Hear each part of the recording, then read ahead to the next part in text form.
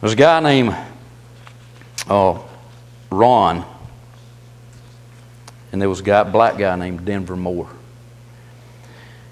There were no books, notes, or syllabus, no essays, no quizzes. The course was just raw teaching by a man named Denver Moore, who had 0 degrees or honors except for those bestowed on him by fellow Anglo prison inmates. In fact, he had never attended school for even a day. There were no colored schools on the plantation in Louisiana where he'd spent his early life as a sharecropper who received no money for the work he did. His classroom was a curb on a busy East Lancaster Street near a dumpster where he slept across from the Union Gospel Mission in downtown Fort Worth, Texas. That's where my wife met him and first got the idea that 2 of us should be friends. I remember an early conversation with Denver just as clearly as it had happened the other day.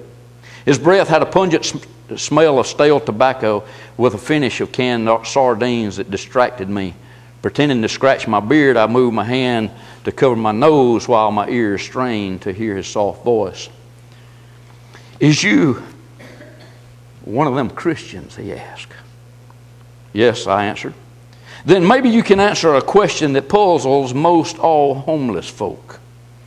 Why is it that all you Christians worship one homeless man on Sunday and then you turn your back on the first one you see on Monday?"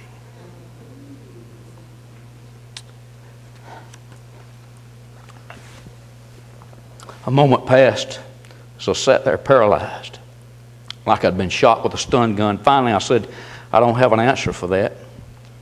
"Mr. Ron," he said, "you never know whose eyes God is watching you out of. I'm telling you, it ain't going to be your preacher or your Sunday school teacher. It just might be one of them fellows sitting on the curb like me." He looked hard at me. "Sometimes you successful folks can rise up so high reaching for more stuff that you miss knowing God. But you can never stoop so low to help somebody and have God miss knowing you." 12 years earlier, his wife Debbie had shown him Christ-like forgiveness after his bout with infidelity. Humbled by her mercy, he promised he would do anything she asked for the rest of their lives together. He says Debbie and I had been a Christian since 1974, and both of us had been living purpose-driven lives. Her purpose was seeking Almighty God, and mine was seeking the almighty dollar. Now, see, I want you to show you something. See, that's a representative of what we think, that we can be a Christian and do that. If that's where your focus is, it's not on Christ, is it? Now, this man, I believe, came to know Christ, and he thinks he was saved, but he wasn't saved at this point, I don't believe. I had succeeded as a wealthy international art dealer, but our marriage was on the verge of collapse. Instead of divorce papers, she offered me a path of loving kindness, and by God's grace, I finally chose the better road. So he finally figured it out. After years of focusing on my career, I was longing to live out my cowboy dreams at Rocky Top, our ranch on the Bravos River 50 miles west of the city, but Debbie had other ideas. She convinced me to build her dream home in Fort Worth. And it was there that she began hearing from God through a different sort of dream, the kind God uses to speak. One day she dreamed about a specific homeless man. "I saw his face," she told me one morning. "Like a verse in Ecclesiastes 9:15, he is a poor man who is wise, and by his wisdom our lives and city will be changed." Debbie was determined to find the man she dreamed about, and she began volunteering at the Union Gospel Mission, and finally talked me into helping serve a meal there. I was apprehensive. Years earlier on a sidewalk in New York City, I had been accosted by a crazed homeless man who threatened to kill me. And after that encounter, I shunned the homeless, asking myself what will happen to me if I stop to help. 2 weeks later, I found myself standing on the sidelines when an angry giant of a man, wearing no shoes or shirt, charged into the mission dining hall, screaming that he was going to kill everyone unless whoever stole his shoes returned them.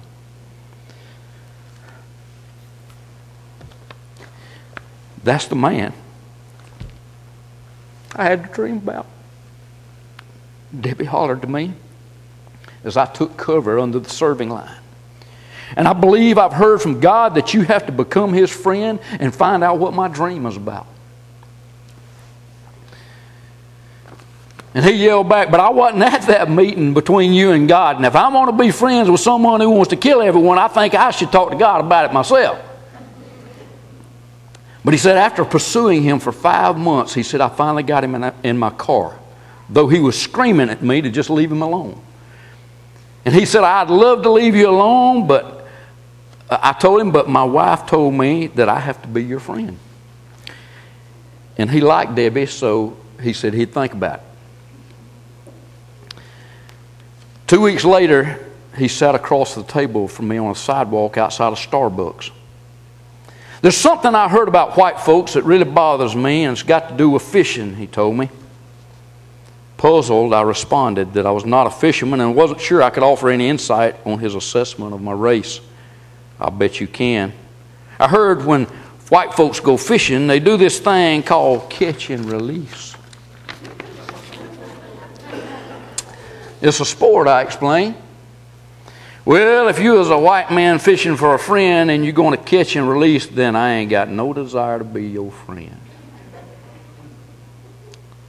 I sat there, my heart nearly pounding out of my chest, face to face with a man I feared. But the words he had just spoken to me were the wisest I'd ever heard on friendship. They cut straight into my heart. I wondered if I was the one being hooked.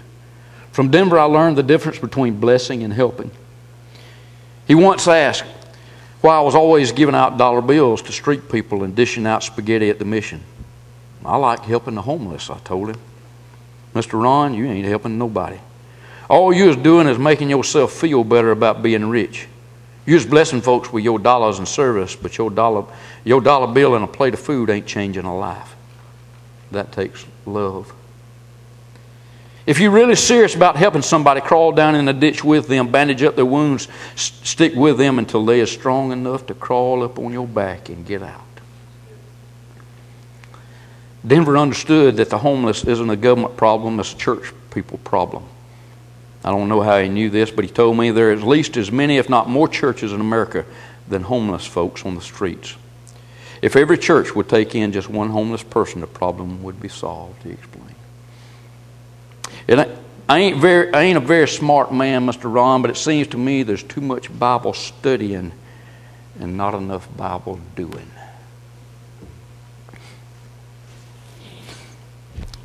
It didn't take a PhD to realize that God had a plan for our relationship with Denver. Just a few months into our friendship, Denver told me what Miss Debbie is doing for the homeless, she is precious to God.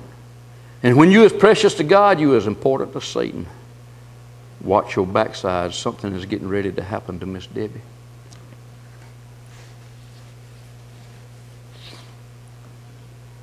A few days later, Debbie was diagnosed with stage 4 cancer. For the next 19 months, we fought the mother of all battles, and Denver became a soldier in the army of the Lord and fought alongside us. The man I once thought had nothing to offer me in a friendship became the man God used to comfort us as we faced our darkest hours. My wife's final words to me were, don't give up on Denver. God is going to bless your friendship in ways you can never imagine. With Debbie in heaven, Denver moved in. He said the Lord spoke to him before her death and told him to pick up Debbie's torch for the homeless. And that's what he did. Debbie's dream of the city being changed by a poor but wise man became a reality. 4 years later, Denver was named the Philanthropist of the Year for his work on behalf of the homeless in Fort Worth. And the new mission was built. And over the years, Denver and I spoke at more than 400 events on behalf of the homeless, which helped raise over $70 million.